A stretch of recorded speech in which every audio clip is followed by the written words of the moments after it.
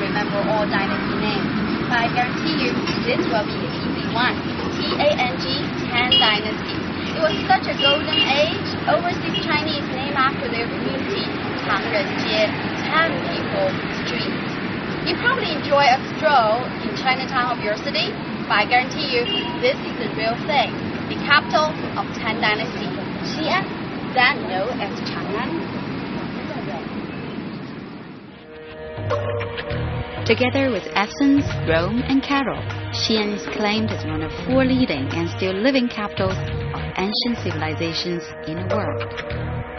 It was from Chang'an in the Han Dynasty that Emperor Jiang Qian set out on his long journey to the west and opened the Silk Road, which extended as the longest during Tang Dynasty, when Chinese ancient civilization is considered to reach its most glorious.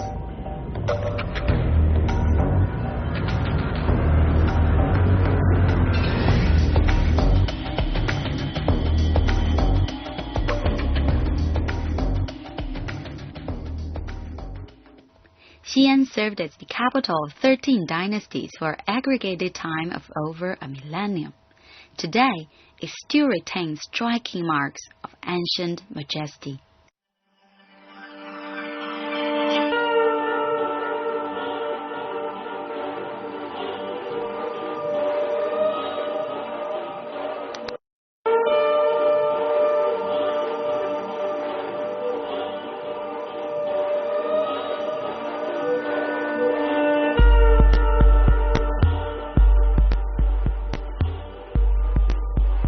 Interesting enough, the family that ushered China into its zenith in ancient time was actually of Xianbei and Han mixed origin. The preeminent emperor Li Shimin, known for his military and political ingenuity, worldly open-mindedness, led Tang China into a golden period when Chang'an became the biggest and most prosperous city in the world.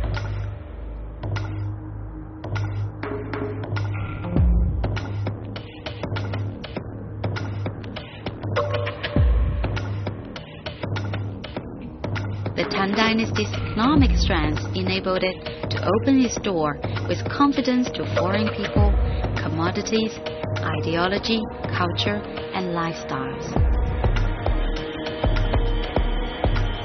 Fueled by an insatiable appetite for foreign exotica, new products were introduced to China from the West. But the real benefits are less tangible. It fires imagination to find that other thoughts can be different from one's own. An exchange of ideas enriches the content of a culture rather than endangers its identity.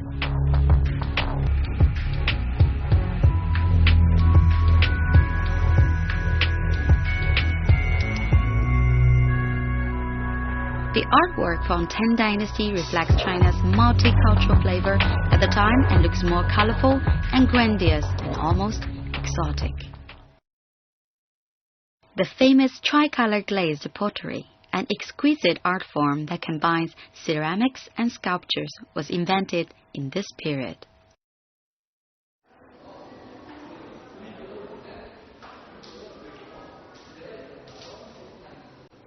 Most people take the name Tang tricolor pottery literally. They thought there are 3 colors can be found on those beautiful pieces. But actually, if you take a look at it closely, there are more than 3 colors, because according to Chinese philosophy, 1 gives birth to 2, 2 creates 3, and 3 symbolize world.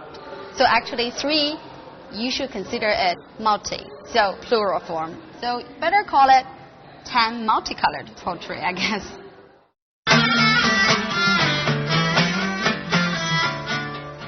As the most advanced and prosperous city in the world, Chang'an was also the least discriminating place to foreigners in world history. Anything foreign or alien was labeled Hu at the time, as distinction from Han Chinese. At the governmental institutions, Hu people enjoyed equal career opportunities as local Chinese. In fashion world, the Hu vogue spread through China and remained dominant for a lengthy period of time. Foreign culture also made a great contribution to the cultural splendor of the Tang Dynasty, particularly within the performing arts. In the early Tang Dynasty, there were 10 musical and dance programs popular in the palace, 7 of which were from the western regions and abroad. Another foreigner, all the way from Persia, a dancing horse. According to history record, this was a gift by a merchant from Persia to the Emperor Xuanzong for his birthday party. Apparently, the horse is intelligent enough to know when to stop. As soon as the music stops, it kneels down to the emperor and tribute a glass of wine, celebrate the birthday to the emperor. Of course, he won the favor of the emperor. Constant exposure and exchange of new ideas and concepts nurtured an open and culturally tolerant city. Nothing could make a real Chang'an citizen easily raise his eyebrows. Daring fashion, interracial marriage, or even had China's first only empress ruling the country. In China's federal tradition, women always had a lower social and familial status than men. That was fundamentally changed, and women of the Tang Dynasty were fortunate enough to live at a time characteristic by open-mindedness and liberal ideas. We all know camera puts 5 pounds. It wouldn't be my concern if I lived in this golden area, Tang Dynasty, when everyone, male and female, enjoy their refined living without much restraints. Women celebrate their curved and feminine figure to show their pride and confidence. Always chins up. At that time, double chin. Living within a relaxed social environment and having an independent social status, the behavior of independent, well-educated Tang women was obviously quite different from that of the women of former dynasties.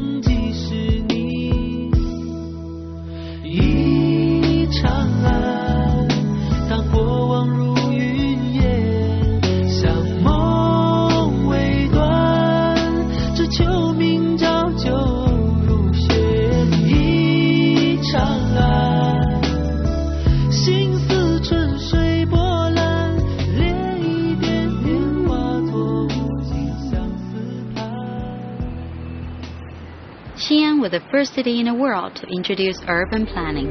With grid-patterned street roads running north and south, east and west, the grids created by streets were designed to meet at a right angle, optimizing the traditional Chinese aesthetic concept of balance and harmony.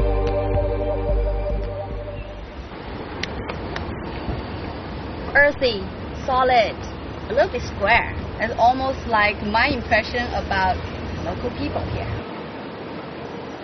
Today's city wall was rebuilt 600 years ago based on Tang Dynasty structure. Standing at 12 meters tall, stretching over more than 13 kilometers, it is a monument of Xi'an's history itself. As the most important city fortification in ancient time, the city wall circled the entire inner city in a rectangular shape, with only 4 gates opening up in 4 directions, controlling all comings and goings. The city wall used to serve as a division line, dividing the emperor's residence and officials' office area. Today, more like an intersection linking the ancient part and the modern vibrant part.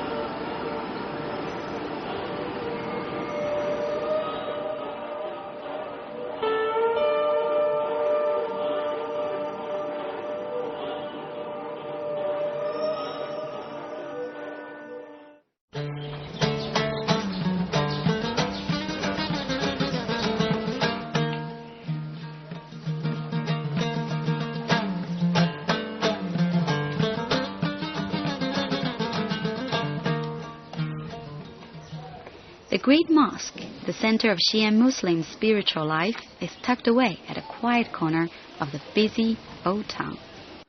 Ten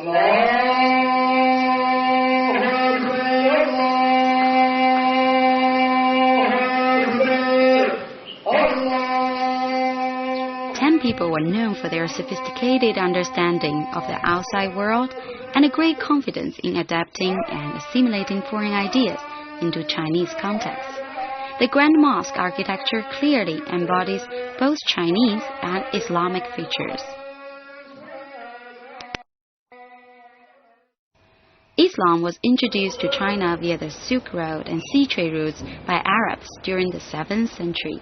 The first official record of Islam's arrival in China occurred during the Tang Dynasty, when a companion Muhammad called Sabin Abba Waqas was sent as official envoy to Emperor Gaozong in 651. The emperor drew parallels between the religion and the teachings of Confucius and ordered the establishment of this mosque in Chang'an, the very first mosque in China. Of course, I'm not allowed to enter. I guess for non-Muslim, especially women, mosques always appear to be strangely mysterious. When you listen to the prayer, sounding so peaceful and soothing, I guess I started believing the power of prayer. Believing the good, believing in peace. Muslims came to dominate foreign trade in China during the Song Dynasty. As immigration slowed during the Yuan and Ming dynasties, they became increasingly integrated into Chinese society.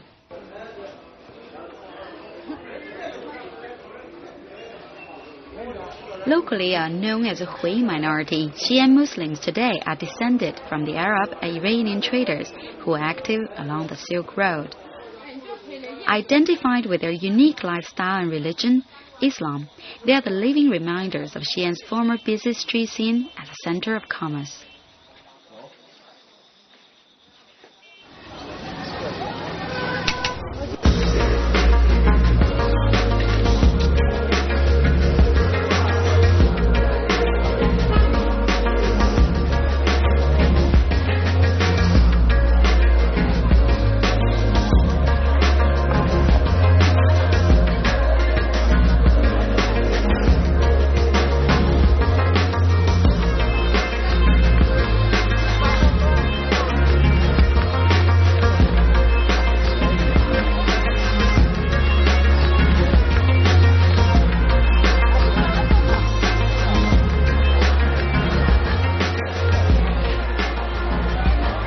I don't know about you, I love the night when everybody have hairs down, most relaxed, don't really need to make a living, just go a little bit shopping and food.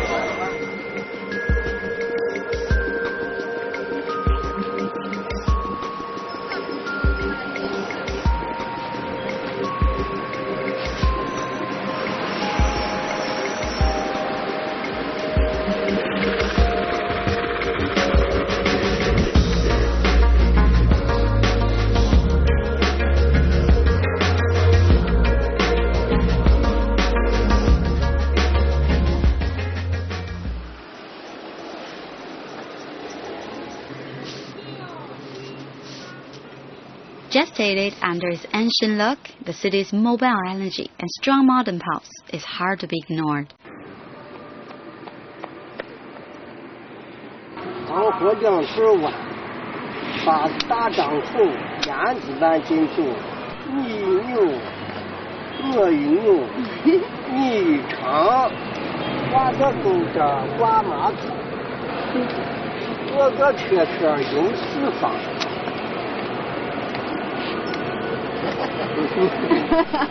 就是这个嘛，怎么念？这字念表，这字念表，表表面的表。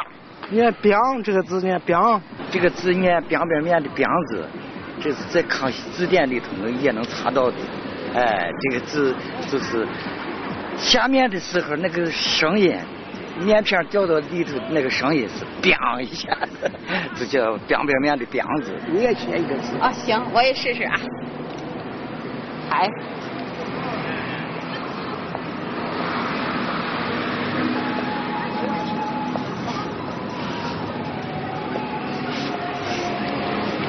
The last stroke is always the most difficult. Well, that's all I can write. It means study. That's what I need. 表面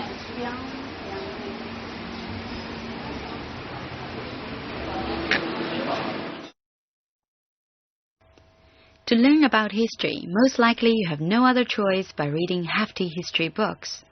In Xi'an, you have a better option to read more hefty ones in the so-called Stone Library.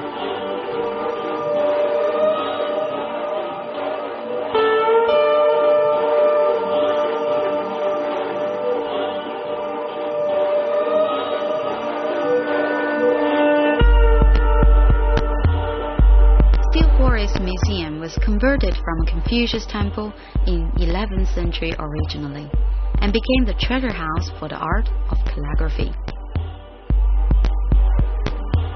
Calligraphy, together with painting, music, and Chinese chant, are considered to be one of the basic skills and disciplines of Chinese literacy. It's believed to polish one's skill of calligraphy is also an important means for cultivating one's mind. Since the first day I practiced calligraphy, this used to be the Mecca, still with forest, always want to pay the visit. But I only focus one side, the so-called front page of steplet. But only when I visit here, I realize it is a three-dimensional art form. Yin-yang side means front and back, both worth a good look at it. And also, look at those. The head of steplet features very auspicious animals and patterns. And even those sides, look at this. It's considered to be a very unique pattern. You cannot find nowhere else. And don't forget also, bow down and notice those detailed ornaments on the steplet base.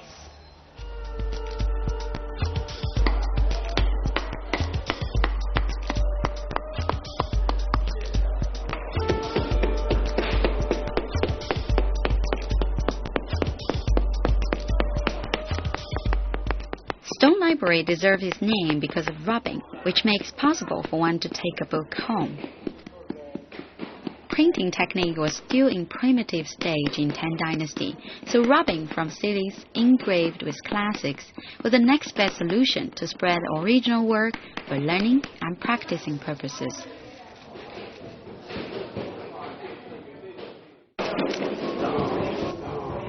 Rubbing duplicates are the only things we can take home from this treasure house of calligraphy. But for calligraphy fans, this is also valuable. It's like a Bible you should practice after. Models are millions though. Choices are unlimited. Maybe I start with Song style. Maybe this is easy. Emperor Li Shiming is known for both his military and literary talents. Under his influence promotion, calligraphy became a popular art form, especially in Tang Dynasty.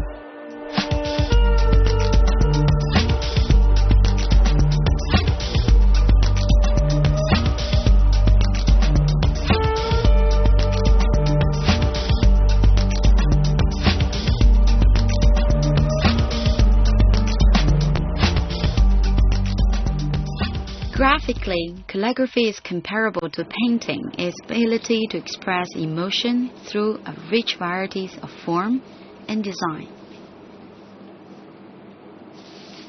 From a practical point of view, calligraphy is written language that directly conveys ideas.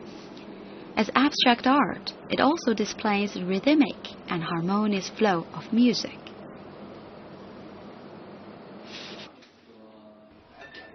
To appreciate a piece of calligraphy work both in skills and insight, one has to train his inner eyes to see the underlying principles guiding the ancient master's design. He has to go beyond the extrinsic beauty as shown in the writing to appreciate the profound harmony of structures and shapes.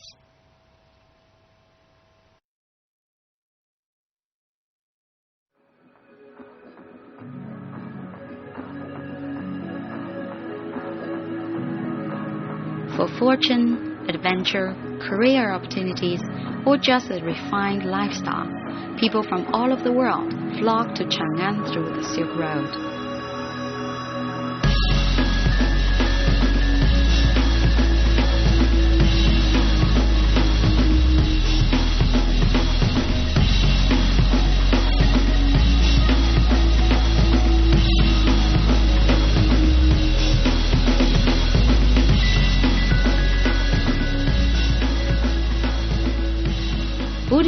to China through Silk Road in Han Dynasty, 600 years prior to Tang.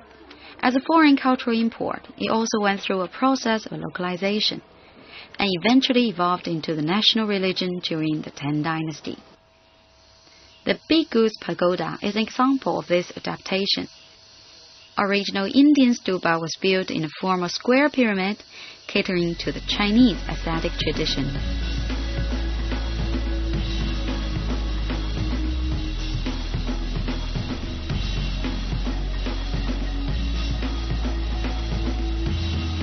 What a journey, starting from capital city Chang'an through the Silk Road to West China and West Asia, through countries like Uzbekistan, Afghanistan, Pakistan, Nepal, and of course landed in a Buddhist mecca, India.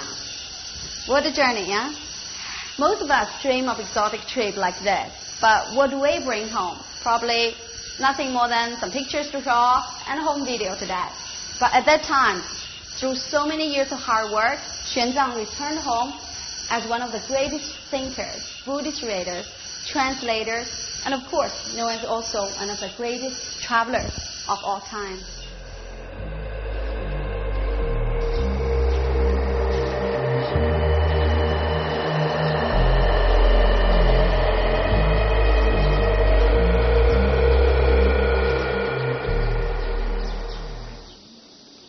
Religious freedom made the establishment and spread of Buddhism, Taoism, Islam, and even Christianity possible in China in Tang Dynasty. Among them, Buddhism stayed as a primary religion.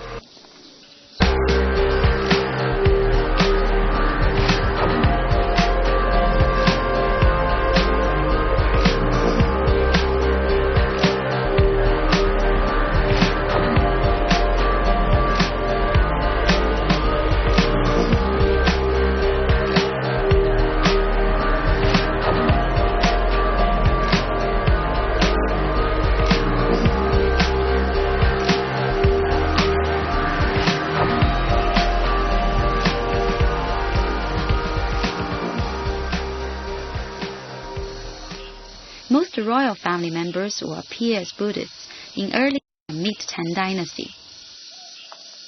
Monk Xuanzang was rated as national teacher, emperor's personal teacher since his return, after he turned down the offer by the emperor to work in a key governmental post. He dedicated the rest of his life in Chang'an, translating Indian Sanskrit from Indian to Chinese.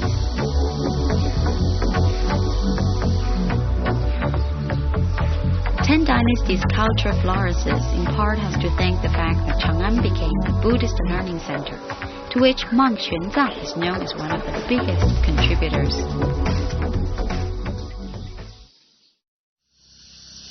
What a nice place to rest in peace. But Master Xuanzang wasn't initially buried here. It says he was buried in Bailuyuan, somewhere close to the palace. But every time an emperor saw the pagoda, he was too sad. So finally, they chose to move this pagoda here, overlooking the plain and standing by the mountain, much better place to rest in peace.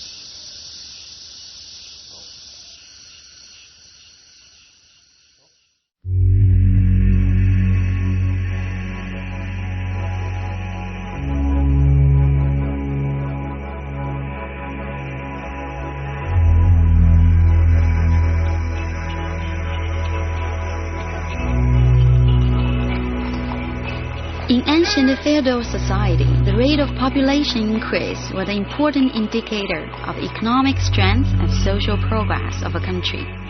In the early Tang Dynasty, the Chinese population was less than 18 million. 100 years later, in 755, the population had reached 52 million. This 100-year period later became known as a Tang of great prosperity.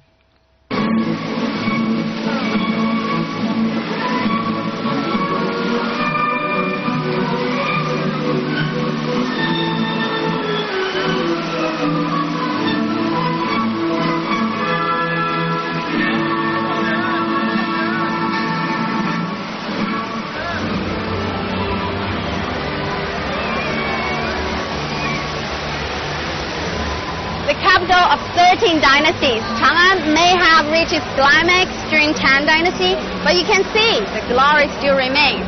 Today, the city of Anshan still nurtures 7 million people. That's what we call history still breathing to the present. That's why we're looking to the history. Hopefully, you also had enjoyed this trip as much as I did. The Tang Dynasty Travelogue Special. I'm Yan Ling. Thanks for watching. Enjoy this and bye.